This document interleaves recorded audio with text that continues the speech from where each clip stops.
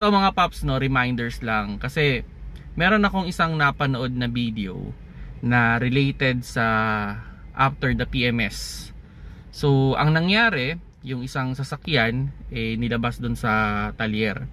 Then nung tumakbo na, afterward nagkaroon ng problema. So nung chinek nga daw nila yung dipstick, wala ng oil. Then nung chinek nila yung ilalim, yun nga, nagkakaroon ng tagas. So kung sakali sa mga nagpapa-PMS dyan, kahit sabihin pa nating kasa yan, talyer na malaki, or sa mga maliliit na talyer, dapat pa rin as car owner, chine-check din natin yung ating sasakyan. Ang nakita kong nangyari dito is yun nga, nagtagas yung oil. So normally pag ganyan, kasi pag nag-PPMS, so ang niluluwagan dyan o tinatanggal dyan is yung drain bolt, okay, and yung kanyang oil filter. So passive ako, tingin ko dun sa dalawa, it's either of the two, dun tumagas.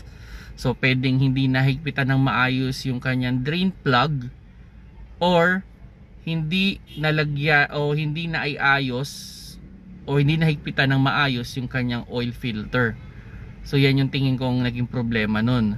So unfortunately yun, after ilang minuto, ilang kilometro siguro, pwedeng umilaw yung red battery sign. Pero ito, reminders ko lang sa inyo mga paps, no? Pag umilaw kasi yung red battery sign, dapat maigilin nyo na kagad yung sasakyan, mapatay nyo kagad yung engine, para hindi na magkaroon ng mas malaking problema. Kasi sabihin na natin, yung oil kasi, yan talaga yung parang dugo ng ating sasakyan. So pag naubusan niya ng dugo, masisira yan, okay, o mamamatay yung ating sasakyan. So ang nangyari dito, yun nga, actually hindi na naikwento doon sa video kung ano yung naging problema, pero yun, I think it's either of the two lang naman yun. Kaya sa mga nagdi-DIY dyan, okay, so kasi normally mga nanonood naman sa akin, mga nagdi-DIY o yung iba naman nagpapagawa rin sa talyer, kumbaga nakakaroon lang sila ng idea kung ano yung ginagawa sa kanilang kotse. So sa mga car owner dyan, pagkatapos nating ilabas yung sasakyan dun sa talyer, dapat chine-check din natin, okay. Although yung iba kasi may mga quality control naman, bukod dun sa pag-check nung talagang after nung mechanic nila, may isa pang nag-check. Iba may gano'n naman, may standard naman silang ganyan. Pero although yun nga, hindi kasi agad-agad kasi hindi agad-agad mauubos yan, take time. Bawa oil filter. Kaya ito isang ko dyan, pag sa drain plug, okay, dapat talaga gumagamit tayo ng torque wrench. Yan, kasi para maging tama talaga yung higpit natin, hindi maging over tight o hindi naman sobrang luwag, kumbaga talagang tinotorque yan. Depende kasi sa kotse, depende dun sa bolt at depende dun sa washer, kung ano yung standard nilang Newton, okay. So kung ano man yung standard, yun dapat sundin talaga nila yon. Now dito maraming nagkakamali kasi din sa oil filter. Ang oil filter kasi unfortunately hindi kasi tinotorque yan, okay. So ang advice ng marami, hand tight, hinahand tight lang. Pwede naman kung tutusin. Actually kung maganda yung posisyon ng filter na talagang nakakapitan mo ng maayos, pwede na nga naman talaga i-hand tight lang natin yan. Okay lang yun, wala namang problema. Pero yun nga, ako personally after the hand tight, sinisigipan ko pa yan talaga ng tools. So kumbaga sa o'clock ng oras, 1 to 2 o'clock ko pa yan iniikot, okay, just to make sure. Kasi ito, just a story lang, way back then, yung Hyundai Ion, so ginagawa ko naman talaga hand tight.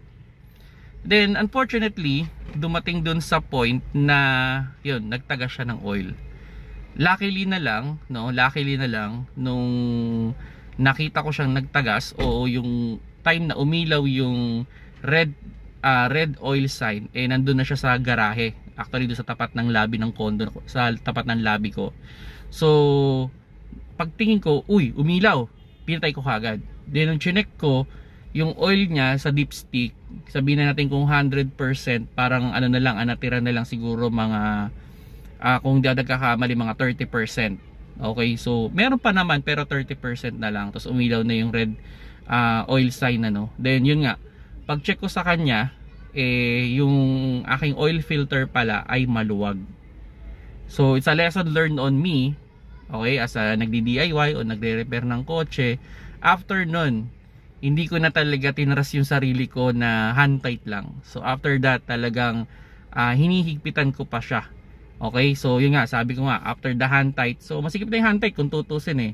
Kaso yun nga, unfortunately yung Ion kasi, siguro sa may mga Hyundai Ion dyan, medyo masikip yung kanyang oil filter location. So hindi mo talaga siya totally mahihigpitan ng madali. So to be sure na lang, ang ginagawa ko na yun after that is talagang after ng hand tight, iniikot ko pa siya ng 1 to 2 o'clock.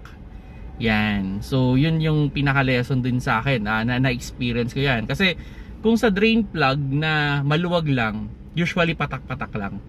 So kilometers. Kasi nangyari din yan sa ano ko sa sambayan. Nangyari din yan dun sa Mirage ko before, na yung kanyang drain plug nagtatagas. So nung ang nangyari pa nga nun, eventually afterward umikot na. So nawala na siya ng yung kumbaga yung parang ano niya, parang ngipin niya. So naubos na. So pina-retread ko naman, pinalitan ng drain plug. Yun nga lang, medyo mas lumaki na yung drain plug niya and na okay naman. So pero usually yun patak-patak lang. So sabihin natin mga 100 kilometers, nababawas lang minsan mga 200 ml, ganun lang. So okay lang naman, pero syempre as soon as possible sana pinagagawa din natin yun. So yun mga paps do, kumbaga pag tayo ay magpapagawa ng kotse, tao lang din naman kasi yung gumagawa syempre minsan masyado rin silang busy or hindi rin nila na double check yung mga ginagawa. Tayo as car owner, after the PMS, mas okay na i-check din natin, i-evaluate din natin yung pagkakagawa nila kung maayos ba, and syempre tignan din natin kung yun nga, baka may tagas, kasi usually bawa pinarada.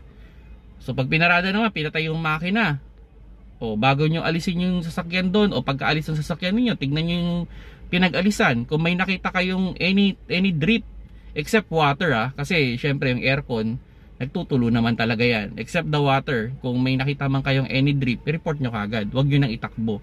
Kasi yun nga, pag nasira, pag naubusan niya ng oil, coolant, o brake fluid man yan, yun, magkakaproblema talaga kayo sa kalye, hindi tatagal yan. So ganun lang yung pinaka-reminders ko dito. Dito sa itong sa scenario na to, ako tingin ko, baka ano lang to baka oil filter lang na hindi masyadong nahigpitan. Or pwedeng maling pagkakalagay ng oil filter. Like, may scenario dyan, yung pagkakalagay ng oil filter, tama yung pagkakalagay, pero naiwan yung old gasket.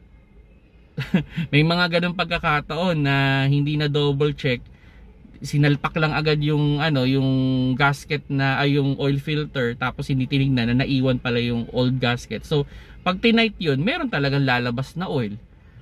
Yun yung yun yung isa sa mga scenario dyan. So yun mga paps, sana nagkaroon kayo ng konting idea. It's a lesson learned from everyone na sa mga car owner, at least 'di ba, may mga ganitong klase ng scenario na mas natututo tayo, mas naliliwanagan tayo kung ano ba yung mga pwedeng gawin kung sakali bang makaka-experience tayo ng ganitong scenario. Kung nagustuhan niyo yung video, paki-like na lang mga paps.